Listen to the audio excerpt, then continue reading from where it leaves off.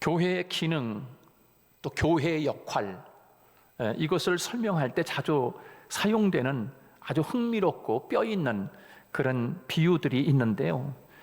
오늘 말씀을 시작하면서 4가지 질문을 여러분에게 한번 드려보겠습니다. 첫째는, 교회는 유람선인가 전투함인가? 여러분이 한번 둘 중에 하나를 골라보세요. 교회는 유람선인가? 교회는 전투함과 같은가? 어떤 것 같아요? 교회 오면 놀러 다녀야지.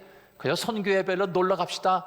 야유회도 가고 그냥 외부에 나가고 여행도 가고, 그저 그냥 교회 오면 그냥 이렇게 유람선인가 아니면 전투함인가?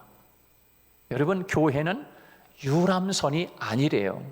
하나님은 성경을 통해서 우리에게 유람선이냐 전투함이냐라고 놓고, 물론 다 조금씩은 있지만, 그러나 성경은 우리에게 말씀하기를 교회는 전투함과 같다.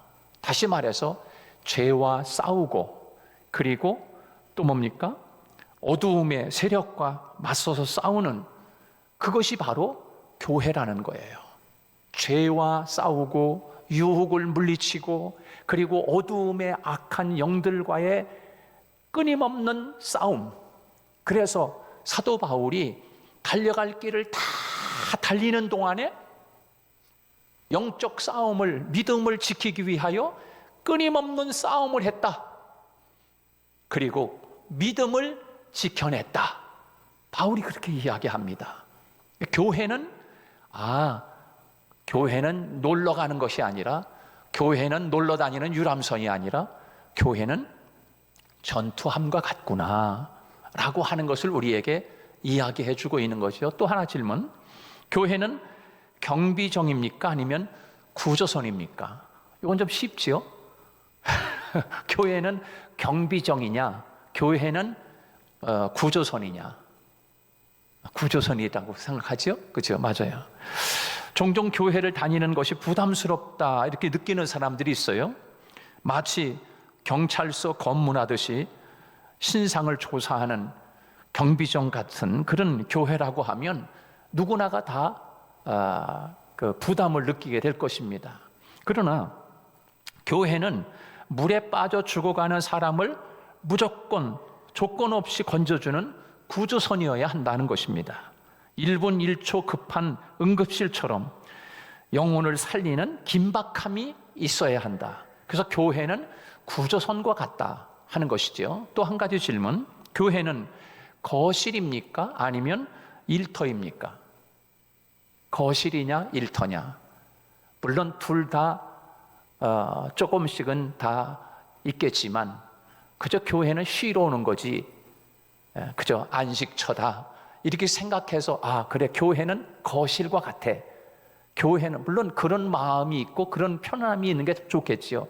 그러나 교회는 거실이 아니라 교회는 일터다 라고 하는 것이지요.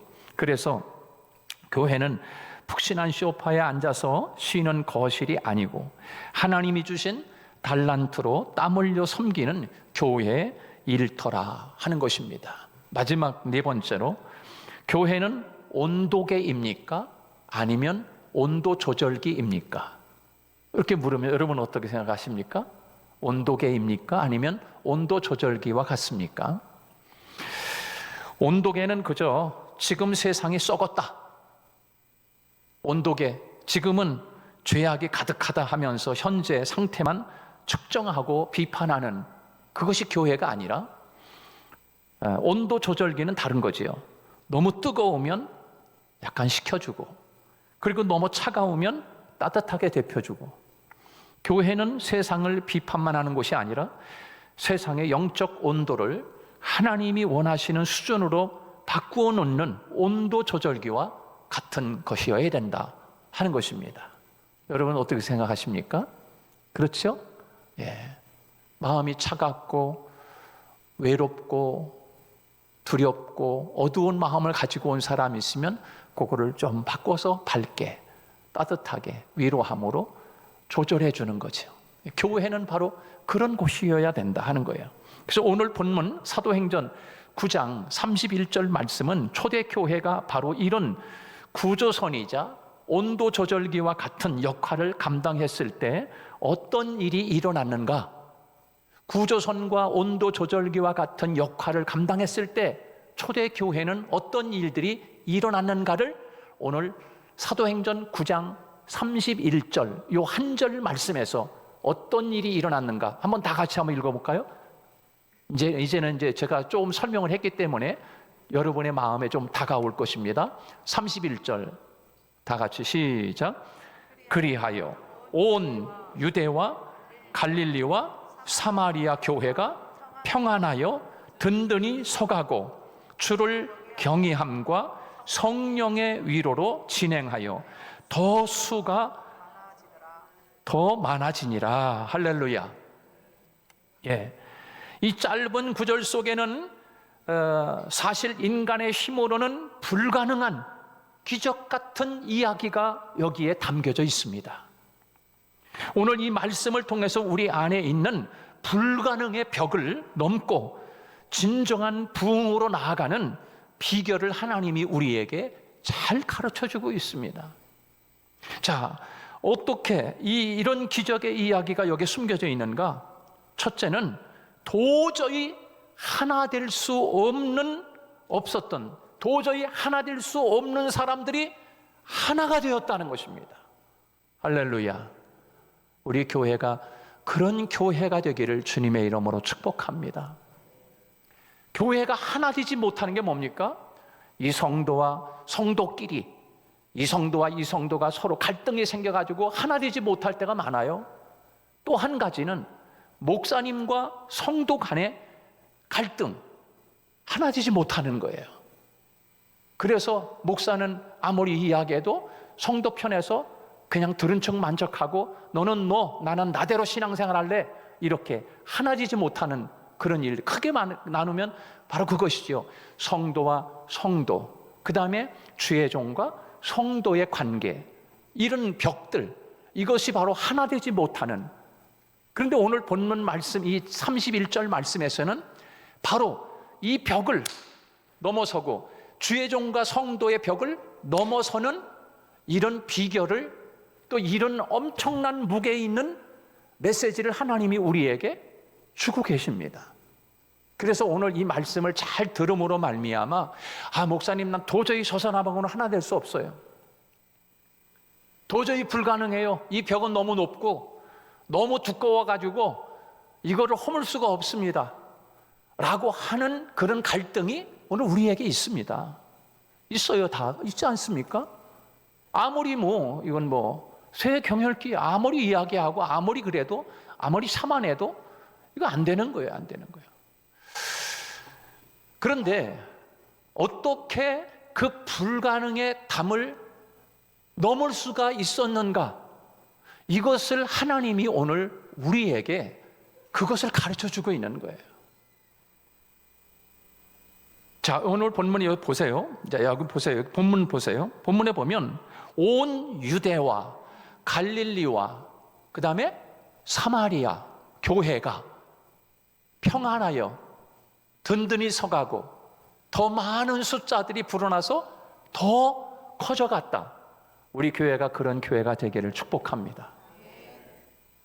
근데 어떻게 그렇게 하나가 될 수가 있었느냐 말이에요. 도저히 불가능한 거예요, 이거는요. 여러분, 당시 1세기 팔레스타인의 상황을 안다고 하면 이것은 있을 수 없는 일이에요. 어떻게 유대, 갈릴리, 사마리아가 어떻게 하나가 돼요? 하나가 될 수가 있냐 말이에요. 이건 불가능한 거라니까요. 담을 넘을 수 없는 관계들이에요. 이 세 팀들은, 쉽게 말하면 세 팀은 유대, 갈릴리, 사마리아. 근데 하나가 되었다. 평안했다. 우리 교회가 그런 교회가 되기를 축복합니다. 얼마나 아름다운 교회일까? 이렇게 될 때. 근데 하나님이 그것을 요구하고 계시는 거지요. 요구하고 계시는 거예요. 그렇습니다. 이 세 지역 사람들은 서로를 죽도록 미워했어요. 먼저 유대와 갈릴리 사람들과의 관계를 한번 보면, 이 유대 사람들과 갈릴리 사람들은요, 같은 동족이지만 갈릴리 사람들은 유대 지역, 이 예루살렘의 기득권층을 아주 증오했어요. 왜? 로마가 부과한 세금을 유대의 지도자들은 시골인 그 갈릴리 사람들에게 떠넘겨서 2배, 3배의 세금을 걷어들여서 착취를 했거든요. 그러니까 갈릴리 사람들은 유대 사람들을 로마보다 더 악랄한 동족의 배신자다. 배신자 알잖아요? 그런 배신자처럼 저놈들은 아주 배신자 놈들이야. 저놈들은 로마인들보다 더 나쁜 놈들이야. 이렇게 생각을 하면서 살았던 거예요. 그러면서 품에 단검을 품고 다니면서 기회만 되면은 유대 귀족들을 암살하려고 했던 과격분자들이 바로 갈릴리 사람들이었어요. 근데 어떻게 오늘 본문에 하나가 될 수 있었느냐 말이에요. 그리고 두 번째, 유대인들과 사마리아 사람들이 어떻게 하나가 되어 평안하게 더 부흥이 됐을까? 얼마나 아름다워, 그렇죠? 여러분, 유대인들과 사마리아, 남쪽 유대 사람들하고 북쪽의 수도인 사마리아, 북이스라엘, 이 사람들하고 어떤 관계입니까, 여러분? 우리가 잘 알다시피 아예 쳐다보지도 않고 개 취급을 하고 상종을 하지 않던 사람들입니다. 저 사람들은 저 북쪽에 사는 저 사마리아 저놈들은 주전 721년에 아수르가 쳐들어와 가지고 완전히 북이스라엘이 망할 때 망해서 아수르 사람들이 들어와 가지고 다 피를 섞어 가지고 전부 다 잡종들이야. 이놈들은 선민이 아니고 다 이 개 같은 놈들이야. 너희들은 아예 우리와 다른 놈들이야. 그러면서 아예 쳐다도 보지 않고 만나지도 않았어요. 그리고 아예 그쪽 돌아갔단 말이야. 돌아가. 그렇게 생각하던 유대인들과 사마리아 사람들이요. 근데 오늘 성경에 어떻게 했어요? 하나가 되어 평안하고 더 그 교회들이 각각 유대는 유대대로, 사마리아는 사마리아대로, 갈릴리는 갈리대로 부흥돼 갔다. 할렐루야. 야, 정말 아름다운 이야기네. 원수가 만나가지고 하나가 됐다는 거예요, 여러분. 쉽게 말하면. 그리고 화해했다는 거예요. 그리고 평안하여 든든히 서갔다는 거예요. 저는 이 말씀을 보면서 저에게도 여러분 얼마나 힘든 부담감이 있었는지 몰라요. 그러나 하나님 말씀이니까 전하면서 하나님 저에게도 그런 능력의 은혜가 임하게 해주시고, 또 성도들과의 관계 속에서도 그런 은혜가 임해서 하나가 되어 평안하여 든든히 서가고 하나님 교회가 더 부흥되기를 원합니다. 할렐루야. 그런 마음이 있어요, 제 마음속에. 여러분, 유대인들과 사마리아 사람들하고 얼마나 그런 관계, 아예 보지도 않아. 이건 뭐 천천지 원수야. 몇 년 동안? 800년 그렇게 살아요. 800년. 몇 년이요? 800년 동안 그렇게 살았다니까요. 그런데 그 담이 무너지고 하나가 되어 평안하고 수가 더 많아지면서 부흥했다는 거예요. 부흥했다는 거예요. 하나님이 우리 교회뿐만이겠어요? 오늘 이 설교 말씀을 듣는 전국의 모든 교회와 성도들이 바로 이와 같은 교회가 되기를 하나님이 원하고 계시지 않겠습니까? 근데 그 비결이 어디 있느냐 말이에요, 도대체. 어떻게 그렇게 하나가 되어 평안할 수가 있었느냐라고 하는 거예요. 하나님 그 비결 좀 가르쳐 주세요. 근데 오늘 본문에서 2가지 비결이 있대요. 첫째, 뭔가 하나님을 경외함으로 하나가 됐다는 거예요. 오늘 본문의 말씀 나오잖아요. 거기 본문 중간쯤에 보세요. 보면은 어떻게 그들이 하나가 될 수 있었나? 주님을 경외함으로. 여기서 이 경외라고 하는 말은 헬라어로다가 포보스라고 하는 말이에요. 포보스라고 하는 말. 포보스. 경외. 다시 말해서 단순히 무서워서 벌벌 떠는 공포가 아니고 이 단어의 깊은 뜻에는 내가 상상할 수도 없는 거대한 실체. 거대한 실체. 여러분 밀림이나 어떤 아프리카 같은 데 가면 그 외 야생 동물 중에서도 막 제일 무서운 동물이 뭐예요? 사자나 호랑이가 길을 산책하다가 가다가 그냥 호랑이가 딱 나타나면 어떻게 돼요? 아이고 나 죽었다. 아주 그냥 압도되잖아요. 압도돼. 이건 뭐 아유 나는 이제는 어떻게 지금 할 도리가 없다. 그렇게 되잖아요. 그 엄청난 무서움 앞에서. 그런데 이 경외한다라고 하는 것은 하나님의 경외 앞에 압도당하는 거예요. 다시 말해서 하나님의 경외하심, 하나님의 그 위대하신 하나님의 실체가 내 앞에, 내 삶 속에, 내가 살아가는 주님을 섬기는 현장에 그 하나님을 만나게 되면 나의 자존심, 누군가를 향해서 미워하던 마음, 이 모든 것들이 순간에 거기에서 그분 앞에서 그렇게 주장할 수 없다는 거예요. 좀 이해가 됐습니까? 이해가 됐어요?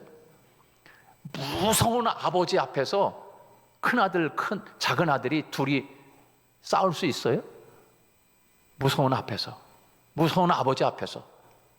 아마 두 놈만 있으면은 죽자 사고 싸울 수 있어요. 그러나 무서운 아버지 앞에 거실에 계신데 아버지 앞에서 두 놈이 막 말다툼하고 싸우고 막 큰 소리 치고 이렇게 할 수 있냐 말이에요. 그런데 세상을 움직이시고 그 어마어마하신 하나님의 실체가 나의 삶 속에 딱 실체로 경험되어지고 그 하나님을 만나게 된다고 하면 그 하나님 앞에서 미워하고 내가 잘났니 감정을 앞세워서 그럴 수 있는 그 마음이 그냥 녹아져 내린다는 거예요. 할렐루야. 그런데 이 유대인들과 사마리아인들, 유대인들과 그 세금 더 걷어서 막 그렇게 적개심을 품었던 갈릴리 사람들하고 이런 관계들이 하나님의 그 경외하심, 하나님의 그 엄청난 두려움, 하나님의 그 실체 앞에 자기들이 가지고 있는 안 좋은 감정과 이런 것들을 내세우면서 하나님 앞에서 이렇게 할 수 없다는 거예요. 할렐루야. 그래서 유대인들과 갈릴리 사람들과 사마리아 사람들이 그 엄청난 긴 세월 동안을 그렇게 살았지만 하나님의 성령의 역사가 임하고 하나님의 위대하신 경외하심이 그렇게 올 때 그들은 그 모든 뛰어넘을 수 없는 벽을 넘을 수 있었다는 거예요. 우리들이 잘 아는 종교개혁자 마르틴 루터 이야기를 좀 할 수밖에 없는데 이 마르틴 루터는 아버지가 너는 앞으로 법을 공부해서 법관이 되거라 그렇게 해서 마틴 루터가 공부를 잘해서 법대를 들어갔습니다. 그런데 사실은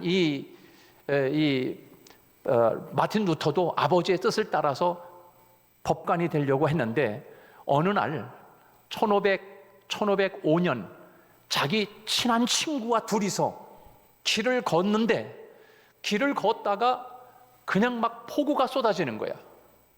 둘이 걸어가다가. 근데 그 걸어가다가 번개가 치면서 벼락이 그냥 쫙 하면서 벼락을 치는데 그 벼락을 옆에 같이 걸어가던 친구한테 그냥 그 벼락이 떨어진 거예요. 그러니까 이 친구가 그 벼락을 맞고 새카맣게 타가지고서 그 자리에서 그냥 직사하는 거예요. 그때 마틴 루터가 그 엄청난 두려움 앞에, 그 하나님의 두려움 앞에 그것을 하나님의 실체로 깨닫고 그 땅에 엎드려서 하나님 앞에 주여, 주여 용서하소서. 그러면서 하나님, 제가 주님을 위하여 사제의 길, 수도사의 길을 가겠나이다. 법 공부하던 그가 그것을 다 포기하고 아버지의 뜻을 다 버리고 하나님, 내가 주님을 위해 살겠습니다. 주여 살려주세요. 하나님 앞에 폭우가 쏟아지는 그곳에 무릎을 꿇고 하나님 앞에 그렇게 결단하고 사제의 길을 걷게 되었다는 것이에요. 이것은 마틴 루터의 실제적인 삶의 경험이고 간증 아닙니까? 사랑하는 여러분, 왜 교회에서 조심성이 없나요?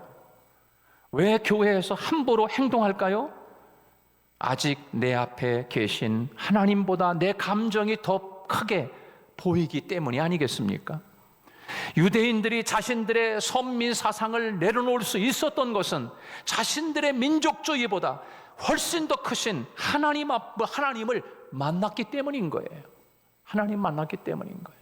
하나님의 그 경외하심, 그거를 만났기 때문인 거예요.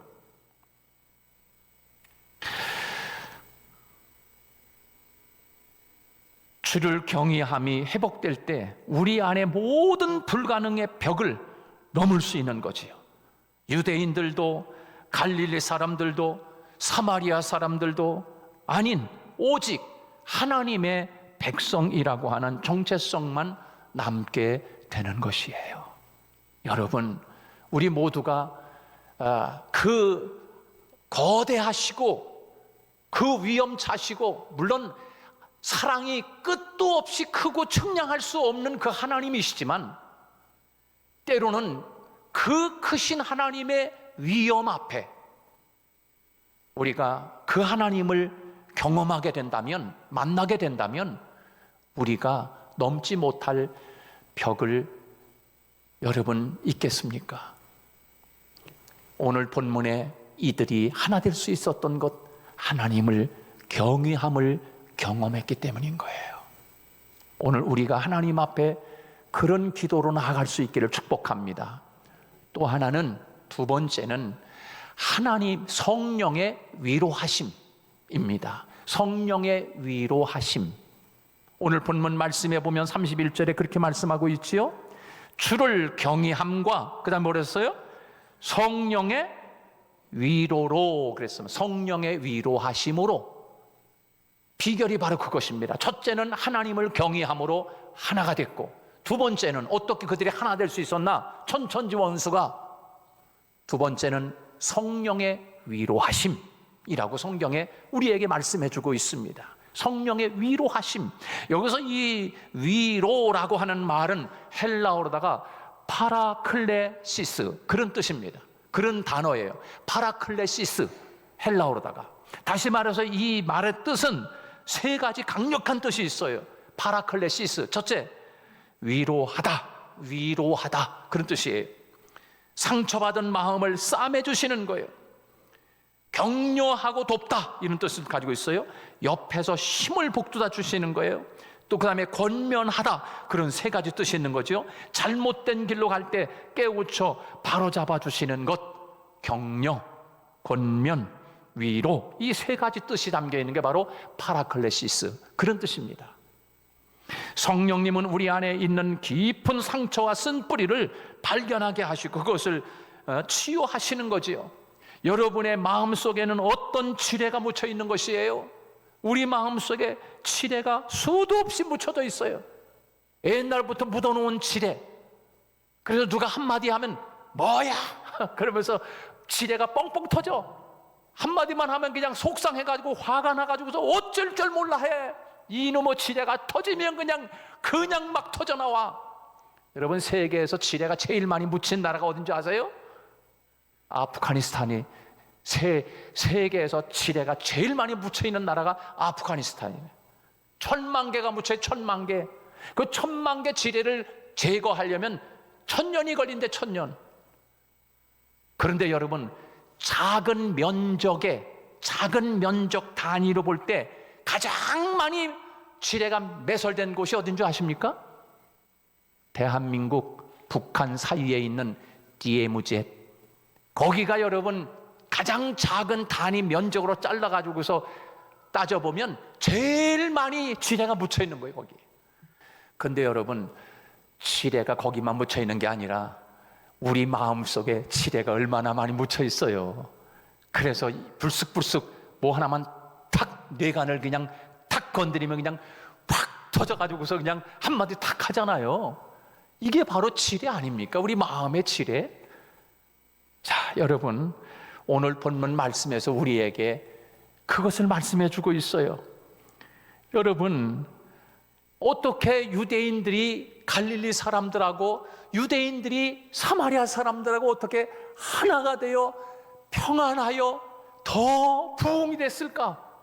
야, 이거는 정말 이 짤막한 한 구절 말씀이지만 오늘 하나님이 우리에게 무게 있게 주시는 하나님의 말씀을 우리가 다시 한번 마음에 새기고 하나님 앞에, 주님, 저는 내 감정, 내 육신의 생각과 이거는 도저히 불가능합니다. 이거는 불가능하잖아요.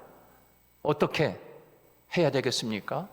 그 비결은 두 가지. 오늘 본문에서 하나님이 가르쳐주고 있어요. 주를 경외함으로, 할렐루야. 그리고 성령의 위로하심으로 가능하다는 거예요. 오늘 이 말씀을 기억하고 오늘 이 말씀을 생각하면서 우리 함께 하나님 앞에 기도로 나아가십시다.